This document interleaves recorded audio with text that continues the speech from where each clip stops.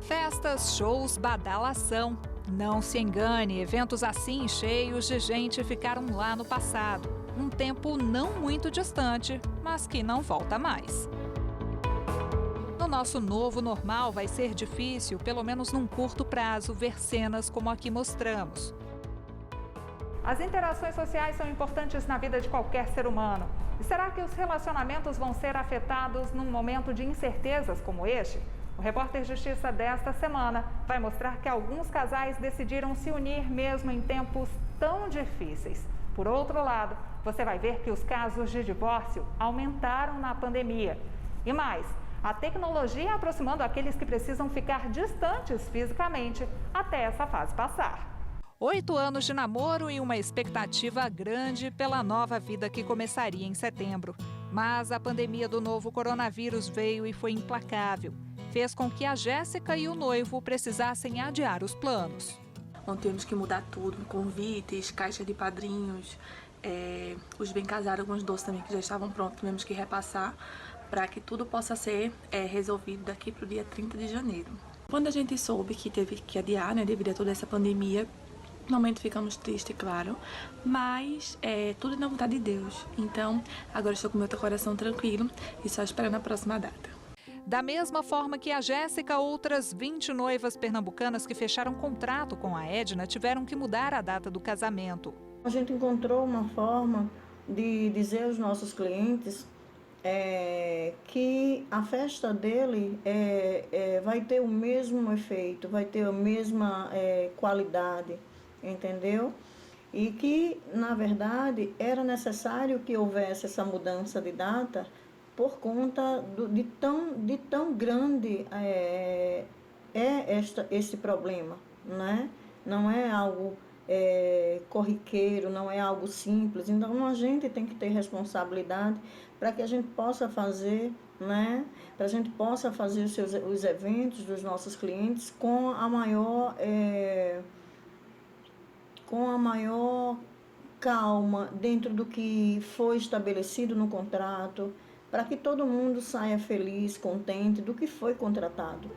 Em abril deste ano, uma medida provisória estipulou critérios para o cancelamento de alguns serviços em razão do estado de emergência na saúde. Segundo esta medida provisória, os consumidores eles têm um prazo de até 12 meses do término da pandemia para reagendarem os seus eventos. E os fornecedores vão ter que honrar esses eventos reprogramados em até 12 meses. O grande problema para os consumidores nestes casos é que, infelizmente, muitas empresas vão quebrar no meio do caminho, vão entrar em processo de falência. Já o parágrafo 4º estabelece que, na impossibilidade de ajustes, o prestador de serviços deverá restituir o valor ao consumidor em até 1 ano, contado da data de encerramento do estado de calamidade pública.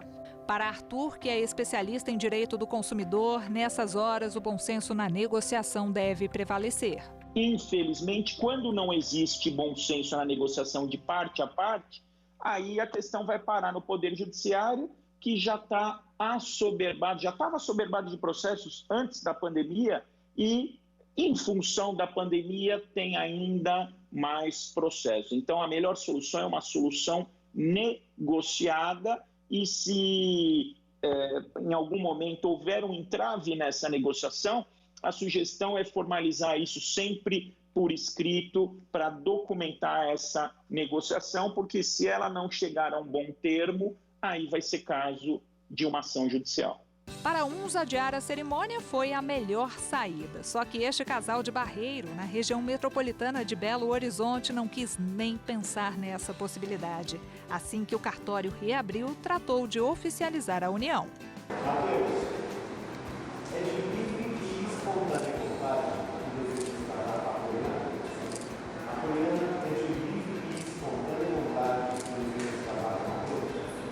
O beijo do novo casal do pedaço foi substituído por um abraço apertado e por sorrisos escondidos nas máscaras.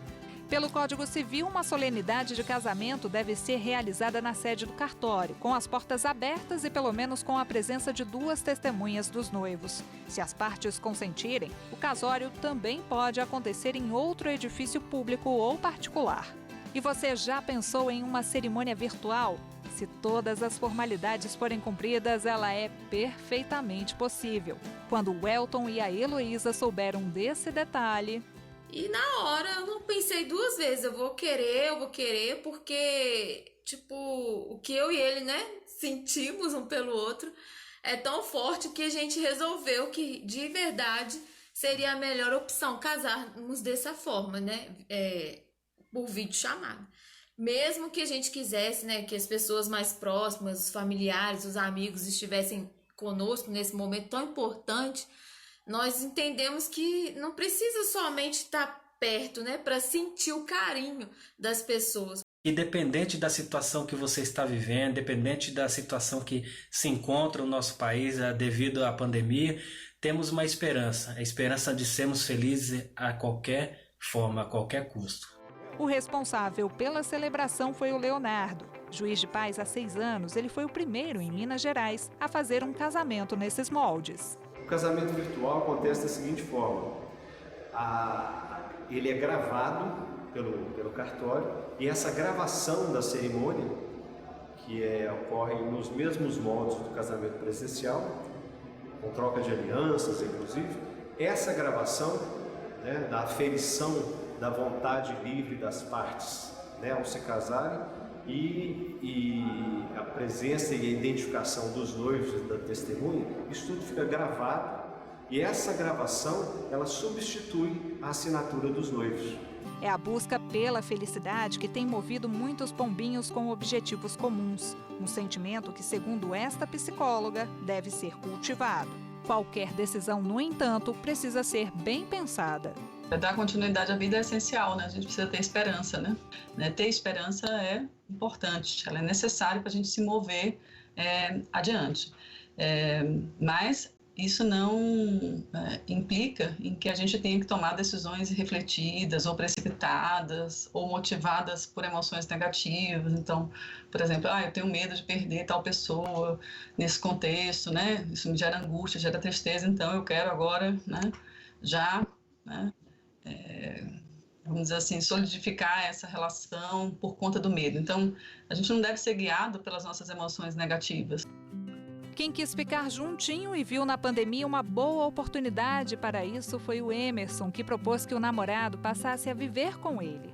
É que a ponte aérea não estava sendo fácil para os dois. O fechamento dos aeroportos fez com que os voos deles fossem cancelados pelo menos 5 vezes. A saudade bateu e eles acharam que o relacionamento de pouco mais de 1 ano poderia muito bem continuar com a junção das escovas de dente.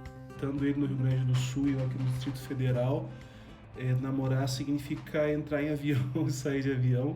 Não era exatamente o sonho que a gente queria para esse momento de pandemia, né, de risco. Então nós decidimos abreviar alguns passos, tanto eu quanto o Ricardo somos de relacionamentos longos, né? Então a gente resolveu que pelo histórico a gente poderia, enfim, tentar viver juntos, né? A gente já conhece a rotina do que é viver com outra pessoa. A gente decidiu, né, ficar juntos durante a pandemia do que separado, porque até quando tudo isso começou a gente não imaginava, ninguém imaginava. Ambos, eu estava trabalhando no litoral quando a gente se conheceu, e então foi um combinado, né? Após esse período a gente iria se conhecer. Mas em relação à pandemia, isso fez com que a gente antecipasse todo aquele processo de a gente se conhecer e tudo mais. Em Curitiba, a Camila, que já dividia o mesmo teto com o Silvonei há 1 ano, foi pedida em casamento em plena pandemia. A surpresa não parou aí. Olha só o que os amigos do casal aprontaram. Eles fizeram a charreata um dia depois que eu pedi ela em casamento. A gente estava bem preocupado, né, porque era muita coisa para comprar para casa nova, né, e assim, conversando com os amigos, com a família sobre isso, aí a minha irmã organizou, de surpresa, criaram um grupo no WhatsApp, adicionaram todo mundo, nossa família, minha família, a família dele, amigos, e surpreenderam a gente ganhou muita coisa, nossa, deu uma ajuda enorme, a gente ficou muito feliz. Com ou sem pandemia, a ideia é que a união dure para sempre. Pelo menos é isso que o Felipe e a Laísla mais querem. O casal de Valparaíso, em Goiás, noivou com direito à live para os familiares. Eu acredito que, por mais que esteja passando por isso, a gente tem que continuar sonhando. E sonhar é o que traz esperança, principalmente nesses tempos, né? E a gente, quando sonha, eu e ela sonhamos em casar, sonhamos em fazer noivado e tudo. E essa pandemia não poderia parar a gente nem o nosso propósito, não é mesmo? Sim, e foi muito legal, foi uma experiência muito legal, porque, por exemplo, eu tenho uma tia que mora na Argentina e que mesmo se tivesse tudo bem, ela não poderia vir. E aí, fazendo noivado online, ela conseguiu participar e nossa família também conseguiu participar, todo mundo riu, conversou e foi como se a gente estivesse junto ali presencial, mesmo sendo tudo à distância, né, online. Exatamente. Então foi uma experiência muito boa, muito divertida e é isso. É isso. Se por um lado a pandemia do novo coronavírus uniu muita gente, também separou diversos casais. No próximo bloco, a repórter Fernanda Tavares vai mostrar que o número de divórcios aumentou no país desde o início da fase de isolamento e da quarentena. O repórter Justiça vai para um rápido intervalo e volta já. Não saia daí.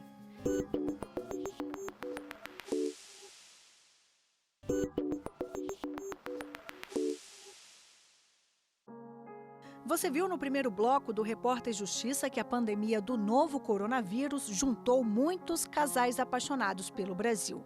Mas se por um lado tem a turma do Felizes para Sempre, na outra ponta, o convívio 24 horas por dia fez muita gente se separar. Foi exatamente o que aconteceu com o Luan. O isolamento não foi nada bom para o relacionamento dele. Eu acho que o fato de ter se aumentado o convívio, de ter se estabelecido uma comunicação truncada entre os dois, e até mesmo uma falta de comunicação entre os dois, decorrente aí do tempo que nós acabamos tendo aumentado, né? O tempo juntos que foi aumentado em função da diminuição das cargas horárias. Eu diria que isso foi essencial e foi primordial para a escolha que nós tomamos.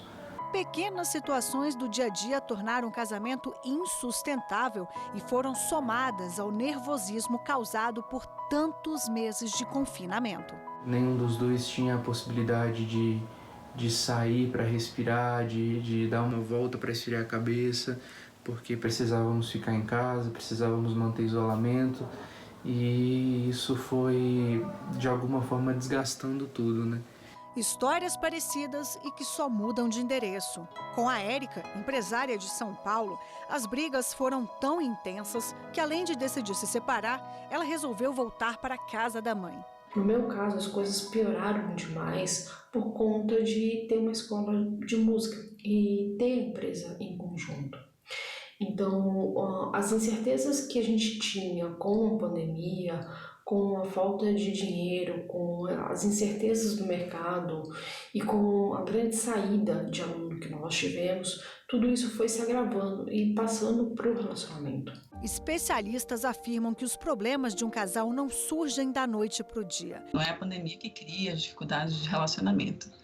Elas existem e muitas vezes a pandemia ela trouxe uma potencialização desses conflitos pré-existentes, na medida em que as pessoas aumentam a carga de convívio, né? Em geral, as pessoas não têm, né? Não tinham um tempo de convívio tão grande umas com as outras, não tinham tanto espaço, né, de contato, né, para lidar com essa diversidade, com essas diferenças. Karine faz um alerta ainda para as decisões impulsivas e emotivas, tomadas no calor de uma discussão e que podem resultar num caminho sem volta. Todo tipo de tomada de decisão por impulso, né, ela tende, né, a ter aí uma consequência muitas vezes negativa, né, porque a pessoa ela não reflete sobre, né, o que pode acontecer a partir dessa decisão, né? Então, a gente vai pensar assim, todas as decisões, elas têm prós e contras, elas têm vantagens e desvantagens, né? Nenhuma decisão, ela é só positiva ou só negativa. As separações estão em alta em todo o país. Os cartórios vêm registrando mais ações do tipo durante a pandemia.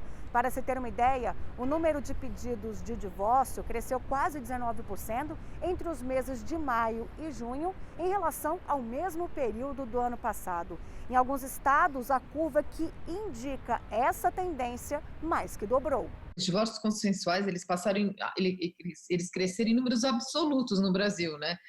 Eles passaram de 4.400 no mês de maio para 5.300 em junho, com destaque para o Amazonas, onde teve um aumento de 133%, é mais que o dobro.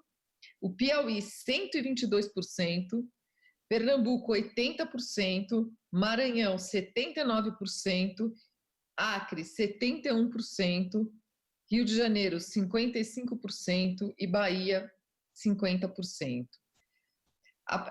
Só tem 3 estados da federação que não viram crescimento nesse período, tá? Amapá, Mato Grosso e Rondônia. Esse crescimento todo coincide com a autorização para que divórcios, partilhas, inventários, doações e procurações, por exemplo, possam ser feitos de forma remota por videoconferência. Os atos à distância por cartórios de notas brasileiros foram possíveis graças a este provimento editado recentemente pela Corregedoria Nacional de Justiça. A gente precisa de mecanismos para que as pessoas possam regularizar as questões da sua vida pessoal. E o divórcio, ele pode ser realizado também dessa forma à distância, desde que atendidos os requisitos que o Código de Processo Civil tem para esse procedimento. Um deles é não ter filhos que sejam crianças e adolescentes, que tenham um acordo entre esses integrantes dessa relação que está sendo dissolvida. A gente vai ter que partilhar todos os bens adquiridos ou eventual poupança que tenha sido formada no decorrer dessa relação. E é bem importante destacar que hoje, para o Superior Tribunal de Justiça, no regime de comunhão parcial de bens, nós temos inclusive a partilha do saldo do FGTS do período da relação. A facilidade de você praticar o ato à distância, sem ter que ir no cartório, durante a pandemia, claro, facilitou, porque as pessoas talvez esperassem passar a pandemia para se divorciarem no papel. O Carlos é divorciado. O relacionamento com a ex-mulher é bem tranquilo. Os dois tiveram 3 filhos, o Rafael, a Laura e a Sofia, que aparecem nas imagens. A guarda das crianças é compartilhada. No Brasil, a Lei 13.058 de 2014 trouxe segurança jurídica na divisão da guarda, ou seja, em relação aos dias em que os filhos ficarão nas casas do pai e da mãe. O principal objetivo do acordo é manter a relação em harmonia. Durante a pandemia do novo coronavírus, Carlos e a ex estão longe dos filhos. Ele é médico e trabalha na linha de frente de combate à Covid-19. Ela também é da área de saúde e dá plantão em hospital. Para o bem dos meninos, os dois decidiram, nesse momento, não expor ninguém ao risco da doença. A minha sorte é que eu tenho uma irmã maravilhosa e uma mãe maravilhosa, que estão cuidando deles. Eles estão entendendo a repercussão, a situação do caso, eles estão entendendo a situação do pai, que tem que trabalhar e cuidar desses pacientes e, ao mesmo tempo, minimizar a chance de transmissão. Um isolamento difícil, mas necessário. Dói muito você ficar 3, 4 meses sem poder dar um abraço nos filhos. Ainda mais a gente que tinha um contato praticamente diário. Eu vejo meus filhos praticamente pelo vídeo, pelo celular. Saudade que também dói no trio. Uma coisa que a gente faz é, por exemplo, as visitas que nós recebemos deles, às vezes é à distância e com máscara, ou a gente dá sacada a eles no térreo, para não ter nenhum perigo da gente pegar o vírus. E eu tô com muita saudade do meu pai, da minha mãe e da minha família. Diversão entre pai e filhas. O apartamento fica pequeno para tanta farra. O Rafael também compartilha a guarda das meninas. Neste período de isolamento, o tempo de convivência foi ampliado. A gente tem colaborado muito mais uns com os outros, assim, e acho que tem que ser assim, né? Acho que a felicidade das crianças acima de tudo, né? Porque ninguém aguenta muito ficar esse tempo todo em casa, não é isso? O que vocês acham de ficar em casa? Tá sendo um pouco complicado por causa das aulas online e a gente também gosta de sair para passear, gosta bastante de ir ao cinema, fazer piqueniques. Eu também fazia balé e também tenho saudade dos nossos parentes e amigos. Mas tirando isso, a gente tá tentando aproveitar ao máximo, a gente tem ficado mais juntos e é isso. E você? O que você tem achado de ficar todo esse tempo em casa? Legal. A seguir no Repórter Justiça, as relações sociais na pandemia. Como fica o coração das pessoas mais idosas com tantos dias longe dos familiares. Você vai ver ainda a criatividade de pais para deixar a rotina em casa mais divertida para a criançada. É daqui a pouco, não saia daí.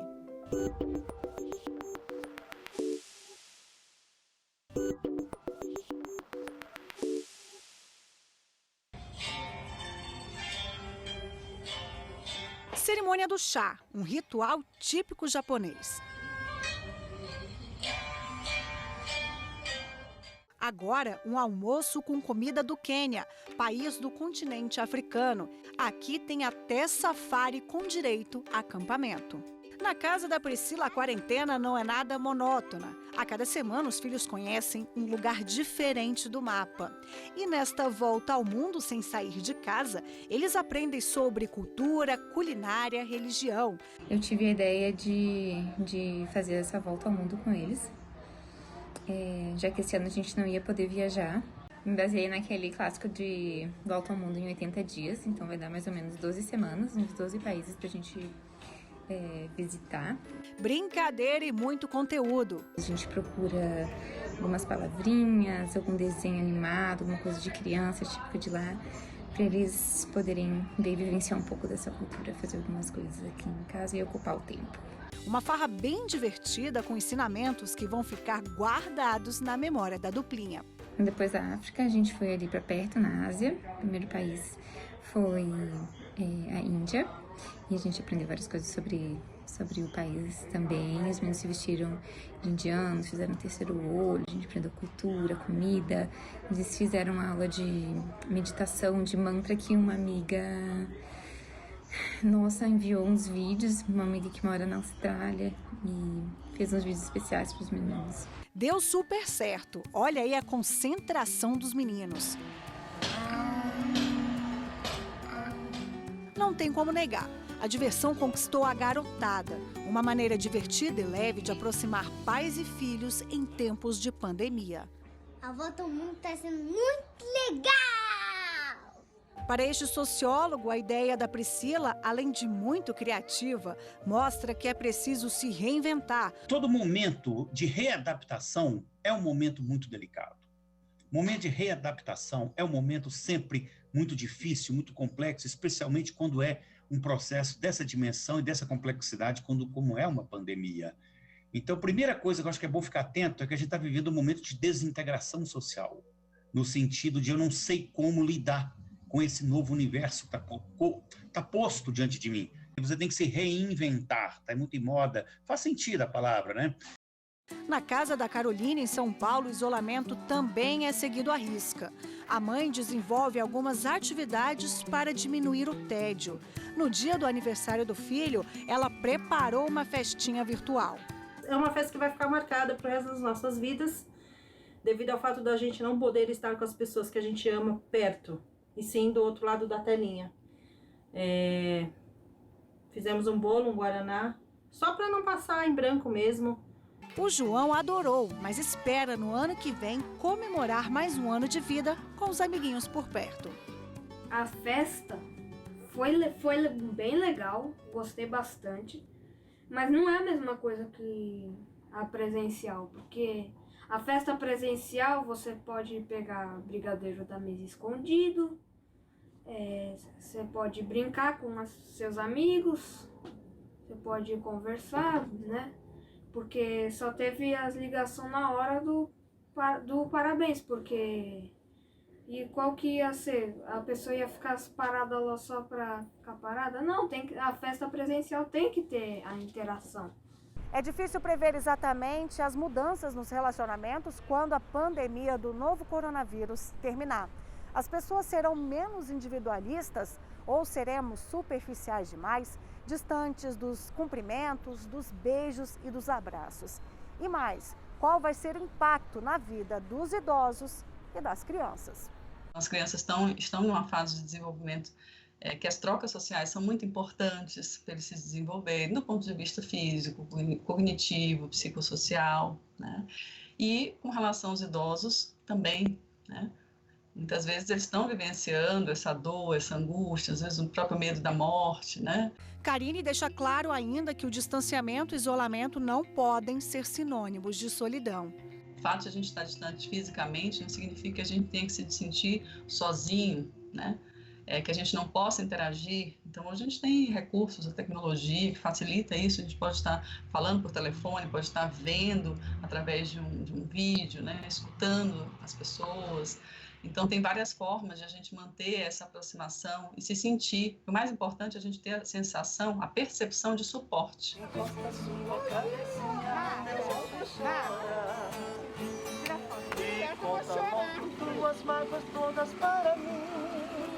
Falando em suporte, você vai conhecer agora uma turma que tem levado carinho, afeto e música para os mais velhos em Belo Horizonte.